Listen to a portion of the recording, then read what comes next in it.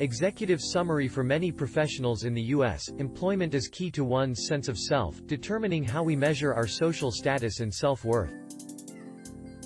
Yet this self-worth is threatened as professionals have become recent casualties of pervasive labor market uncertainty. As unemployment reaches historic levels in the COVID-19 crisis, now is a good time to re-examine the link between our identities and our jobs. Rethinking roles outside of work may be one way that parents can begin the process. Research finds that mothers and fathers experience unemployment differently. Unemployed women talked about gaining access to a new social world, that of stay-at-home moms. Unemployed fathers, on the other hand, sometimes felt stigmatized as they took on more parenting duties. As steady employment becomes more precarious in the U.S., and indeed globally, uncoupling moral worth from employment will require a cultural shift, one that can be catalyzed by social policies. We've made our coronavirus coverage free for all readers.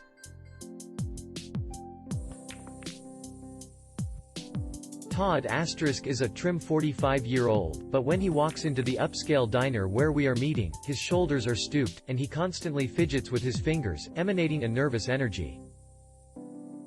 On the day we are speaking, Todd has been unemployed for about 10 months.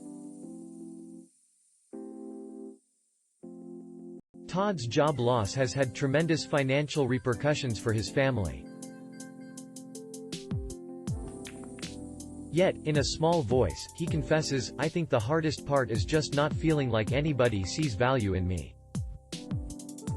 I interviewed Todd, a marketing professional, in 2014 for my forthcoming book, Crunch Time: How Married Couples Confront Unemployment, which focuses on the unemployment experiences of highly educated, married professionals with children in the U.S. like dozens of other professionals I interview.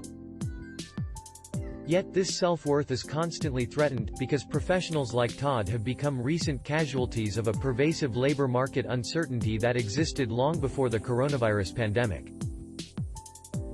As unemployment reaches historic levels, now is a good time to re-examine this link between our identities and our jobs. Labor market uncertainty has been growing for decades. U.S. organizations have for decades been shifting their philosophies from big as better to smaller as beautiful.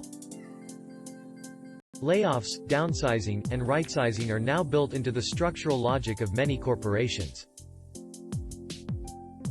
The Great Recession of 2007 to 2009 was a watershed moment, crystallizing the trend toward labor market uncertainty, even for highly educated workers. Today, economic fallout from social distancing threatens to upend the careers of an even larger swath of U.S. professionals. Further reading: the economic costs for individuals and families will of course be tremendous, but what will be the human impact? In addition to the loss of his income, Todd experienced a loss of his social status and a deep sense of shame. As he wrestled with feeling rejected by the labor market and ashamed at his unemployment, he lost confidence in himself. He was unsure of how to interact with others, or how to spend his time purposefully. Several decades ago, the sociologist Irving Goffman identified unemployment as a spoiled identity. What he meant was that the unemployed are denied full participation in social life because others view them with suspicion. Through my research, I've heard first-hand accounts of this stigmatization.